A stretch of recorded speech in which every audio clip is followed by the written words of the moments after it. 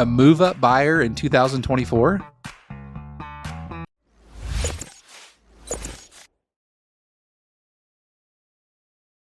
What's up, everybody? How you doing? Thanks so much for watching my videos. This is great to be able to come talk to you again. I love it when you guys watch my videos, so do a huge favor if you like what you're hearing here. I try to talk about education information first and foremost. Go ahead and click that like button down below.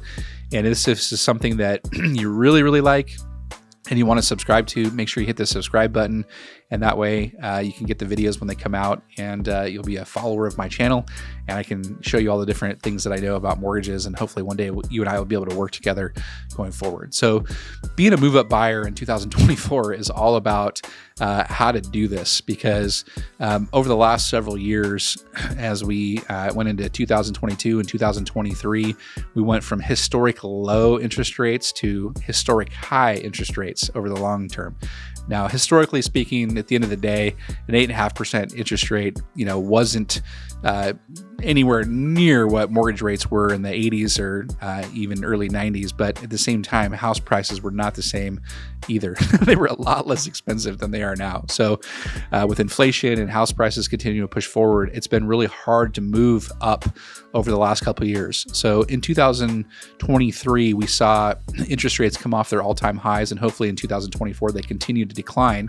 And what that's going to mean is that there is going to be more buyer demand. As interest rates go down 1 full percent, approximately 1 million more buyers are able to hit the market and qualify for that same property that you've been looking at over time.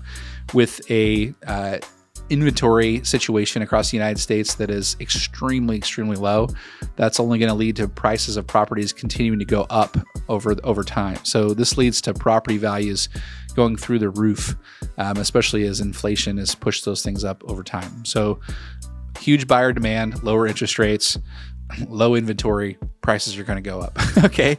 So when you're buying a house or you're a move-up buyer in 2024, we definitely need to figure out how to do this. So the first step to do this is to know what you can afford going forward. This is going to involve kind of your current cash position that you have right now, and speaking with a reputable mortgage advisor, someone like myself that can help you run the numbers to figure out what does it look like for me to buy this new house or move from this existing house to the next house that I want to buy that's going to be more expensive. Over the last couple of years with the higher interest rates, most people across the country have a 2 or a 3 in front of their mortgage right now. And that means that their interest rates are really good and their payments are really low. But if you're buying a house in 2024, at least in early 2024, it could have a 5, 6, or 7, even an 8 in front of it, and sometimes in terms of interest rates. So the payment is going to be a lot higher than what your existing payment is going to be. So how do you bridge that gap going from one place to another? Okay, so knowing what you can afford is probably the biggest step in trying to figure out how you can be a move-up buyer in 2024. Number 2 is to know what your current home is worth. And this is something that your real estate agent can help you out with. And what they'll do is they'll run what's called a CMA analysis. It stands for a CMA report, which stands for Comparative Market Analysis. And what they'll do is figure out some comparables that have sold in your neighborhood to be able to help you determine what the value of the property is. If you want just an idea, you can look at Zillow or Redfin or those types of things. Those aren't going to be that accurate. You would really definitely want to get a CMA from a reputable real estate agent, because they're going to be the ones that help you determine. They know the neighborhoods, they know the ins and outs and nuances of your particular property, and they can help you determine what a good value of your property is. So figure that out first before you go and move up to your next house. Step number 3, decide whether to buy or sell first. So in a lot of instances, the market is going to determine this for you. And what I mean by that is that if you're in a seller's market, it means that it's really hard to buy, but it's probably easier to sell than it is to buy a property. So because of the lack of inventory, because of lower interest rates, huge buyer demand, it's probably going to be fairly easy to sell your property in a sense, but it's also going to be really hard to find your next property. So the market is going to determine whether you buy or sell first. If you're in a buyer's market, I haven't seen those in a while, but for the most part, it's easier to buy and harder to sell in a buyer's market. So in that instance, maybe you sell first and then buy. I don't know. It's up to you. But, the market is going to decide whether you buy or sell first in a lot of instances. And then what level of convenience do you want when you're doing this? Because if you're going to buy before you sell an existing property, there's some gap that you have to bridge in the middle of there. Like you might have to a wait period in between, and you're not able to live in either property when you're trying to buy and sell a property at the same time. So maybe you have to move in with your in-laws, or maybe you have to rent an apartment for an extended period of time. So it just depends on what your situation is and what level of convenience you want to be able to do that. So try to figure that out first before you make the decision to become a move-up buyer in 2024. Number 4 is to learn the financing options.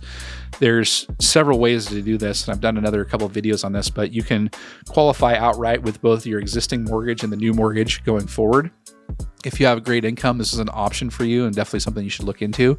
If you don't qualify for that, which a lot of people don't, and other options that you have are to do what's called the departing residence program, which is to help you buy your next property while excluding the existing debt you have on a property, as long as you have either a rental agreement or a listing agreement to either rent or sell your property within a couple months of you moving out of it. So those can help you out in bridging the gap from one place to another. And then, of course, you have things called bridge loans, which can help you bridge the gap if you have a lot of equity in your existing property to help you buy the next property going forward. Okay, so learn your different financing options.